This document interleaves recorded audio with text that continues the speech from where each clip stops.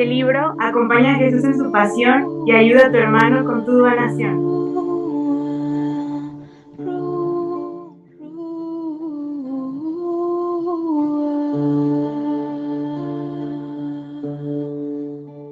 Buenas tardes, queridos hermanos. Queremos compartir con ustedes el Evangelio y el Santo del Día. Saludamos a Dios, que es Padre, Hijo y Espíritu Santo. Amén. Que el Señor esté con ustedes y con tu espíritu. Evangelio de nuestro Señor Jesucristo, según San Juan. Gloria a ti, Señor. Se celebraba una fiesta de los judíos y Jesús subió a Jerusalén. Junto a la puerta de las ovejas, en Jerusalén, hay una piscina llamada en hebreo Betzata, que tiene 5 pórticos. Bajo estos pórticos yacía una multitud de enfermos, ciegos, lisiados y paralíticos. Había allí un hombre que estaba enfermo desde hacía 38 años. Al verlo tendido y sabiendo que hacía tanto tiempo que estaba así, Jesús le preguntó: ¿quieres sanarte? Él respondió: Señor, no tengo a nadie que me sumerja en la piscina cuando el agua comienza a agitarse. Mientras yo voy, otro desciende antes. Jesús le dijo: levántate, toma tu camilla y camina. Enseguida el hombre se sanó, tomó su camilla y empezó a caminar. Era un sábado y los judíos dijeron entonces al que acababa de ser sanado: es sábado, no te está permitido llevar tu camilla. Él le respondió: el que me sanó me dijo, toma tu camilla y camina. Ellos le preguntaron: ¿quién es ese hombre que te dijo, toma tu camilla y camina? Pero el enfermo lo ignoraba porque Jesús había desaparecido entre la multitud que estaba allí. Después Jesús lo encontró en el templo y le dijo: has sido sanado, no vuelvas a pecar, de lo contrario te ocurrirán peores cosas todavía. El hombre fue a decir a los judíos que era Jesús el que lo había sanado. Entonces atacaban a Jesús porque hacía esas cosas en sábado. Él le respondió: mi padre trabaja siempre y yo también trabajo. Pero para los judíos esta era una razón más para matarlo, porque no solo violaba el sábado, sino que se hacía igual a Dios, llamándole su propio Padre. Palabra del Señor. Gloria a ti, Señor Jesús. Vamos a pedirle a María que nos ilumine para guardar esta palabra en el corazón. Digamos juntos: alégrate María, llena eres de gracia, el Señor es contigo, bendita tú eres entre todas las mujeres, y bendito es el fruto de tu vientre, Jesús. Santa María, Madre de Dios, ruega por nosotros pecadores, ahora y en la hora de nuestra muerte. Amén. San Bertoldo, ruega por nosotros. Hoy celebramos a San Bertoldo, que fue un santo muy importante para la historia de la Iglesia, ¿sí? Él fue el fundador de la Orden del Carmelo, una orden que es tan necesaria para nosotros como Iglesia. ¿Por qué? Porque tiene un carisma, ¿sí?, de oración y contemplación. En un mundo donde vivimos en medio de una guerra, ¿sí?, donde no tenemos tiempo para el Señor, viene bien detenerse un poco y viene bien también que otros sostengan, ¿sí?, con su oración a la Iglesia. Bertoldo nace en Francia en 1155, por inspiración divina decide irse al Monte Carmelo y comienza, ¿sí?, inspirado por el profeta Elías, a gestar una espiritualidad muy particular, ¿sí? Construye una capilla, un pequeño grupo lo sigue, y así fue como se inicia el Carmelo. Es el primer fundador de la Orden de los Carmelitas.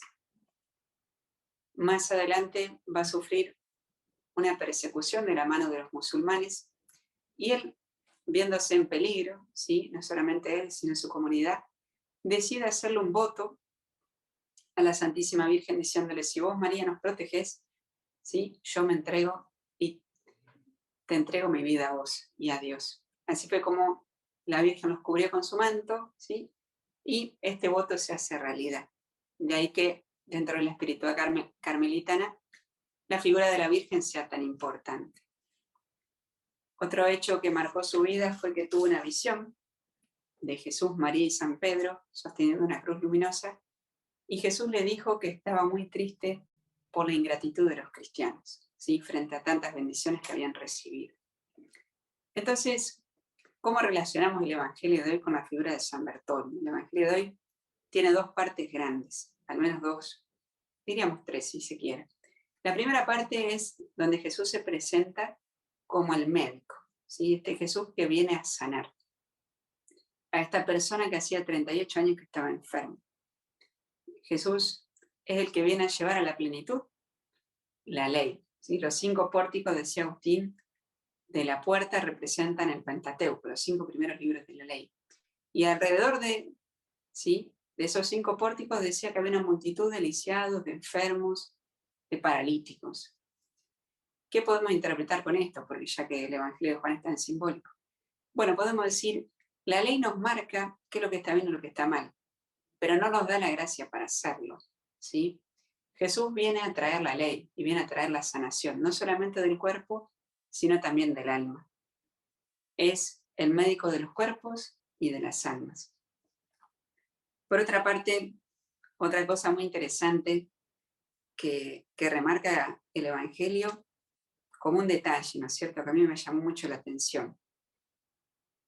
Esto tan hermoso. Cuando el paralítico se cura, le preguntan quién era ese hombre que lo curó. El paralítico no supo decirle. ¿Por qué? Dice, porque Jesús había desaparecido entre la multitud que estaba allí. Muchas veces a Jesús no lo encontramos en el bullicio, ¿sí? Jesús no es tan amigo, sí, del ruido, es más bien amigo del silencio. Recuerdo cuando muchos de los apóstoles lo buscaban después de que Jesús había hecho el milagro y lo encontraban, ¿sí?, en un monte rezando. Y ahora fíjense, después Jesús lo encontró en el templo. Si nosotros perdemos a Jesús en la vida, ¿a dónde tenemos que ir a buscarlo? ¿A dónde se esconde Jesús? Como decía Manuel González, se esconde en el sagrario. En el sagrario se encuentra solo, escondido en el pan y además abandonado. Por eso, qué lindo es esto, ¿no es cierto? Ser conscientes de que cada vez que perdemos a Jesús, tenemos que volver a buscarlo donde Él se quiso quedar, en el sagrario. Y cuando lo encuentra, y lo encuentra en el templo, ahí se da cuenta de quién es el que lo curó, ¿sí? Justamente Bertoldo nos muestra que fue a buscar a Jesús, ¿sí?, donde Él quiso esconderse, ¿sí? Por eso se fue al Monte Carmelo y construía capillas y templos, ¿sí? Lo encontraba, ¿sí?, en el templo. Y además, otra cosa interesante, ¿no es cierto? Jesús le dice, has sido sanado, no vuelvas a pecar, ¿sí? Una vez que uno es sanado, tiene que ser agradecido, ¿sí? ¿Por qué? Porque si no, nos van a ocurrir cosas peores. ¿Cómo es esto en la vida práctica? Francisco dice, luego de que nos confesamos es lindo mirar la cruz y decirle gracias, Señor, porque en la cruz han venido a parar mis pecados. Gracias por perdonarme mis pecados, ¿sí? Luego de una confesión uno tiene que agradecerle a Dios profundamente, ¿sí? Una manera concreta de agradecerle y un poco así reparar este dolor que Jesús le manifestaba a Bertoldo, este dolor porque recibimos muchas bendiciones y no somos agradecidos. ¿Qué podemos aprender de San Bertoldo en el día de hoy? En primer lugar, a buscar a Jesús en la oración como Él lo hizo durante tanto tiempo, ¿sí? En la oración, en el templo y en el silencio. Y en segundo lugar, a ser agradecidos con Dios. Agradecidos cada vez que vamos a misa y recibimos la comunión. Agradecidos cada vez que tenemos la gracia de que un sacerdote nos pueda perdonar en la confesión y pedir también por ese sacerdote, ¿sí? Así que vamos a pedirle a don Bertoldo que nos consiga esa gracia. Te pedimos, San Bertoldo, que nos des un corazón agradecido y la gracia de que cada vez que perdemos a Jesús, lo vayamos a buscar donde Él quiso quedarse, en la Eucaristía. San Bertoldo, ruega por nosotros. Que Dios los bendiga, el Padre, el Hijo, el Espíritu Santo, y la Virgen María los cubra con su mano.